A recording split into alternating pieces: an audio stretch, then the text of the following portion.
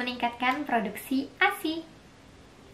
Untuk meningkatkan produksi ASI, teman-teman harus tahu kalau kita itu dalam menyusui perlu dua refleks, yaitu refleks prolaktin dan oksitosin. Efek prolaktin itu adalah refleks yang mengatur untuk produksi ASI, sedangkan oksitosin untuk mengatur pengaliran ASI.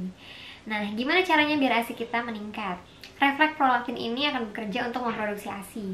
Jadi, dia itu ibaratnya pabrik. Ketika ibu menyusui lebih sering, maka ASI akan diproduksi lebih sering. Ibaratnya gini, ketika ada suatu pabrik memproduksi minuman 8 dus satu hari dan habis dibeli 8 dusnya dalam satu hari, otomatis keesokan harinya si pabrik akan memproduksi lebih banyak minuman tersebut. Misalnya dia akan memproduksi 10 dus di hari berikutnya, terus habis juga di hari itu. Nah, di hari berikutnya dia akan memproduksi lagi 12 dus. Lalu ketika dia memproduksi 12 dus ternyata nggak habis nih, cuma habis 5 dus. Nah, otomatis kan di hari berikutnya si pabrik ini akan memperkecil produksinya. Takut minumannya ini basi atau tidak habis terjual. Makanya produksinya dikurangin nih sama dia. Nah, begitu juga ASI kita bekerja. Ketika semakin sering ASI dikeluarkan dengan cara ditetein, disusuin, atau diperah, maka produksi ASI juga akan semakin meningkat. Namun, jika ASI kita tidak sering dikeluarkan, jarang dikeluarkan, jarang ditetein, maka produksinya pun akan menurun. Yang kedua, kita perlu refleks oksitosin. Refleks oksitosin ini adalah yang mengalirkan ASI kita menuju mulut bayi yang selanjutnya masuk ke tubuh bayi.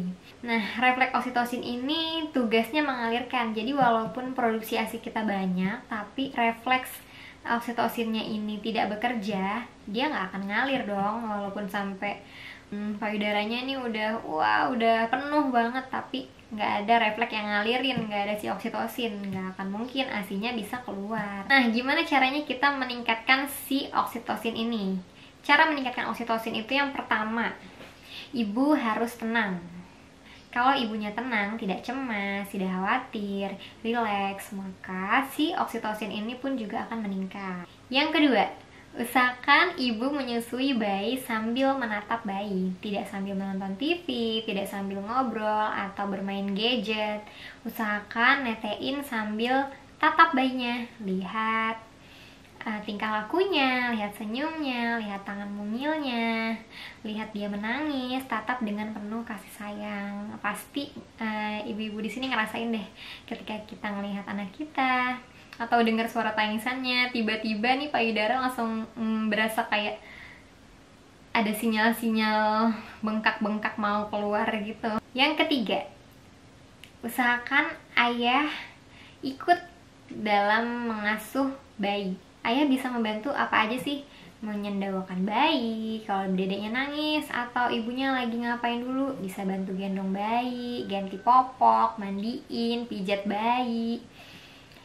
Itu juga bisa menenangkan ibu. Ibu merasa dia terbantu, ibu merasa tenang, ibu merasa dia difikirkan, dia nggak sendirian, dia ngelihat ayahnya, si bayi ini bermain bersama bayi, mau ngebantu dia, itu bikin dia tenang, bikin dia rileks. Wah, dijamin deh ASI ibu bisa tumpah-tumpah bercucuran. Selanjutnya ada juga nih yang bikin ASI kita jadi seret. Apa sih? Yang pertama, ibunya takut payudaranya jadi berubah bentuk dan takut jadi gemuk. Nah, kalau itu masih ada di benaknya ibu, dia ragu, dia cemas, khawatir, otomatis si produksi ASInya itu juga nggak mau keluar. Oh, gua nggak dibutuhin. Yang kedua, ibu bekerja. Kenapa ibu bekerja ASInya bisa jadi seret? Bisa jadi ibu kelelahan, bisa jadi ibu banyak pikiran, mengurus pekerjaan rumah dan juga pekerjaan di kantor. Ibunya cemas sama anaknya. Ibunya juga tidak bisa memanajemen waktu dalam memerah ASI. Mungkin di kantor terlalu sibuk sehingga nggak bisa nih 2 jam atau 3 jam sekali perah ASI. Otomatis ASInya kalau nggak dibutuhin, ngerasa nggak dibutuhin, dia kan juga males nih mau keluar. Karena gue nggak dibutuhin juga, gue nggak diperah gitu ya. Mungkin ibunya kurang dapat dukungan dari kantor untuk merah ASI. Yang keempat, ibu merasa kesakitan atau trauma dalam menyusui. Mungkin ibunya lagi sakit, atau mungkin ibu pernah menyusui bayinya tapi posisi dan perlekatannya nih nggak pas, sehingga ibunya merasa putingnya sakit. Bisa jadi putingnya lecet karena salah nyusuinnya gitu. Itu juga bisa mengurangi produksi ASI.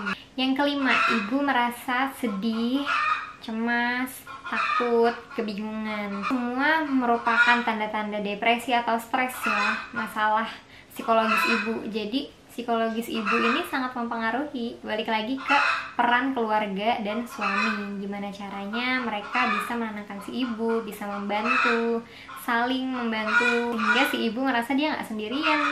Dia ada yang bantu, dia ada yang dukung saat nyusuin, sehingga dia nggak stres. Kalau ibunya ada masalah, ya pasti psikologi terganggu, udah pasti ASINya pun akan menurun.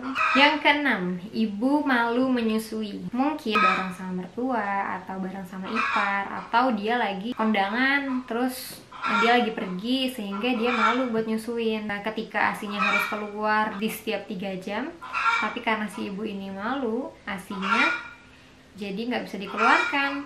Si ibunya juga nggak kepengen ngeluarin karena malu, jadinya si ASINya ini merasa ditolak, yang menyebabkan produksi ASINya juga bisa berkurang. Yang ketujuh, suami dan keluarga kurang mendukung untuk pemberian ASI. Jadi memang ada beberapa keluarga yang mengatakan, udahlah nggak perlu repot-repot nyusuin, ngapain sih repot-repot nyusuin, udahlah kasih support aja, ASINya mungkin udah kurang kali.